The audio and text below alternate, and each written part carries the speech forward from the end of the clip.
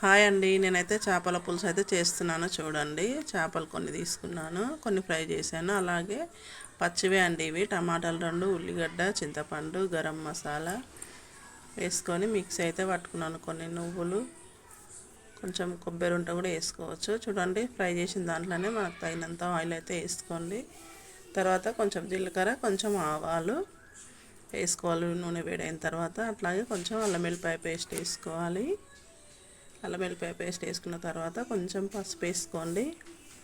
తర్వాత మనం ముందుగా మిక్సీ పట్టుకున్నాం కదా పచ్చివి, అవి అయితే వేసుకొని పచ్చివాసన పోయే వరకు వేయించుకోవాలి.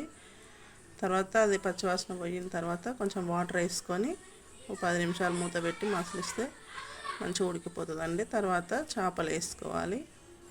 చేపలు కూడా ఒక 10 నిమిషాలు ఉడికించినామంటే కూర అయితే రెడీ అయిపోతుంది. చూడండి, ముక్క ఉడికిందో లేదో చూసాను, చాలా మంచిగా అయితే వచ్చింది. టేస్ట్ అయితే చాలా బాగుందండి. వీడియో నచ్చితే లైక్ చేయండి, షేర్ చేయండి.